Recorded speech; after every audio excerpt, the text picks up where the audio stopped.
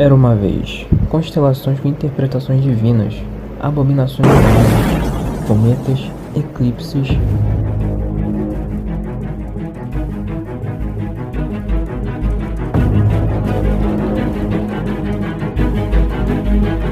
Do Ragnarok.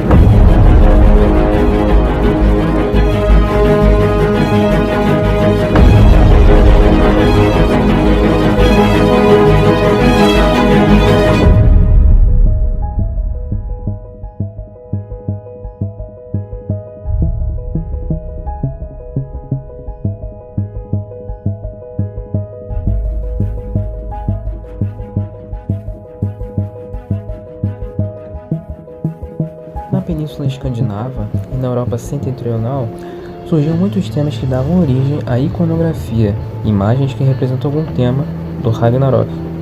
Muitos pesquisadores acreditam que fenômenos astronômicos despertaram a escatologia do cérebro nórdico. Com isto, podemos efetuar uma comparação entre os gregos e os nórdicos que não começaram a abandonar os mitos e lendas na Idade Antiga como os gregos. Houve um atraso na parte nórdica, digamos. Muitos estudiosos começaram a estudar as narrativas a partir de uma perspectiva naturalista. Na narrativa Northern Mythology, de Benjamin Thorpe, considerou os deuses como personificações de eventos meteorológicos, astronômicos ou atmosféricos. Inclusive, comentamos sobre isto no vídeo sobre a astronomia grega, e comentei do Thor e do Zeus no vídeo. Logo, essa visão que foi explorada no século XIX pelo autor foi deixada de lado no século XX, começando a explorar os monumentos e dando origem à arqueoastronomia, que comentamos primeiramente. A partir de anotações sobre uma pedra rúnica que existiu na Suécia e análises de outros pesquisadores, trouxe a possibilidade da Via Láctea ser representada pelos nórdicos como a árvore sagrada Yggdrasil, partindo do pressuposto de que você não saiba que árvore é esta. Eu digo que é geralmente retratada como um pássaro em seu topo e uma serpente dragão em suas raízes. Ela é conhecida na mitologia como a árvore do mundo. Toda a história dela é longa como ela. O que posso dizer é que ela conecta muitos mundos. 3 das suas raízes levam a 3 mundos. Em um deles, habita a serpente dragão que citei. No galho mais alto, não na torre mais alta, existe uma princesa? Não, existe um pássaro, que necessariamente não precisa ser uma águia. Esse pássaro guarda muitas informações para Odin. Alguns acreditam que o pássaro seria observado no local onde vemos a constelação do cisne. Por sua vez, a serpente dragão estaria no mesmo local em que os gregos imaginavam o escorpião. Percebe-se que o pássaro é uma constelação nórdica presente próxima ao zênite nos meses de maio a julho. Mas a serpente dragão surge somente próxima ao horizonte e nos meses de janeiro a julho.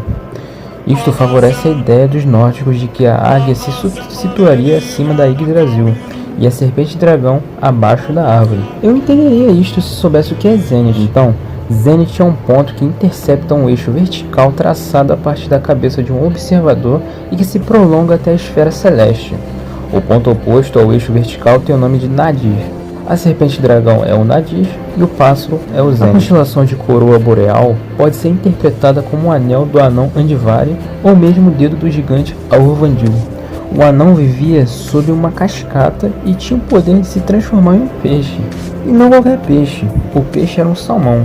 Ele tinha a facilidade de atrair outros metais preciosos e ajudava seu dono a encontrar mais ouro. Este é o famoso detector de metais de última geração. A constelação da Ursa Maior pode ser correlacionada à carroça do deus Odin, Odin Wagner. As constelações da Ursa Maior e Ursa Menor certamente tiveram grande importância para os vikings, auxiliando-os na arte da navegação, a qual dominavam com maestria. Chegou o tão aguardado momento do Ragnarok. Ragnarok significa consumação dos destinos dos poderes supremos e refere-se a uma série de acontecimentos que culminariam com a morte dos deuses nórdicos mais importantes e a destruição de parte do universo. Não foi aquilo que aconteceu no terceiro filme do herói Thor. Aquela é outra versão do mesmo personagem, mesmo tendo pontos em comum. O mesmo foi pouco representado até a era viking. Ao contrário de outras narrativas místicas, tornou-se conhecido a partir do século X. Por quê? Foi nesse período que despertou muitas representações artísticas da escatologia, sendo causadas pelo confronto dos dinamarqueses pagãos em um mundo cristão repleto de referências apocalípticas e mineralísticas à Inglaterra anglo-saxônica durante o século IX. Pode ter tido motivações anteriores para essa eclosão imagética, todas relacionadas com a constelação da boca do lobo. O lobo e o cão possuíam relação com a morte, o demônio. Muitos lobos passaram pela mitologia nórdica, como Fenrir, um dos responsáveis do Ragnarok e filho do Loki com uma gigante.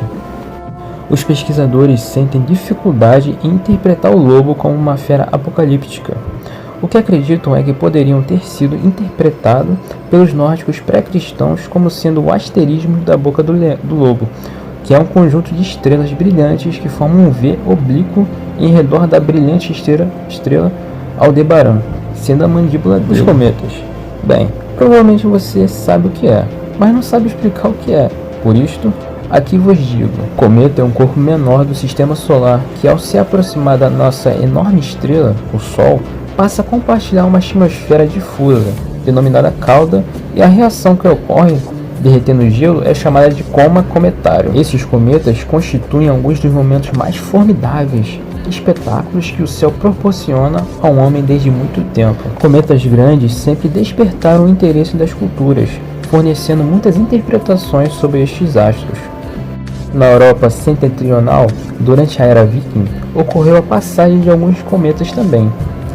Assim, quais teriam sido as percepções dos nórdicos sobre esses astros? Nas fontes primárias, tanto nas coletâneas do século quanto as sagas islandesas e as crônicas históricas anteriores ao século XI, não fora encontrado nada que fizesse alusão, mas há alguma hipótese. Utilizando a etnoastronomia como método, sabemos que em grande parte das culturas do mundo, os cometas distribuíam horror, assim como os eclipses, seguindo uma tradição de medo e angústia, que não desapareceu mesmo nos tempos modernos. Em um estudo de Ignatius Donnelly, publicado no século XIV, ele defendeu a ideia de que um grande cometa havia se chocado com a Terra há cerca de 12.000 anos atrás, produzindo assim grande parte dos mitos conhecidos, e entre eles, a da serpente no mundo. E a mesma teoria do impacto cósmico na história voltaria a ser proposta apenas com Immanuel Velikovsky em 1950, e depois, mais recentemente, com geólogos e astrônomos também tratando o pressuposto de que o impacto de cometas ou meteoros teria originado grande parte das mitologias, incluindo a nórdica. Pode parecer um exagero. Não estou aqui para tratar-lhe como um dogma. Você decide se isto tem fundamento. O fato é que alguns mitos foram criados pela observação da natureza. Isto sim, há indícios e muitos. No Ragnarok, a destruição do mundo e dos deuses está associada com a libertação de dois monstros, a serpente do mundo e o lobo Fenrir. O aparecimento de cometas, meteoros, eclipses e auroras fez com que os escandinavos nórdicos interpretassem esses astros como indício do fim dos tempos, o Ragnarok. No conto propriamente dito, existe uma referência ao eclipse onde, em uma batalha no campo de Vigrid, um lobo engole o Sol e a Lua, ou seja, um eclipse solar e lunar. Veremos em um próximo vídeo que a consciência mítica não deixou de existir discutindo a astronomia indígena a fundo, conhecendo até mesmo uma outra perspectiva de muitos lugares, assim como o nosso país. Mais novidades vocês encontram apenas no Twitter, então sigam a nossa página para ter uma noção do nosso planejamento de vídeos. Um grande abraço.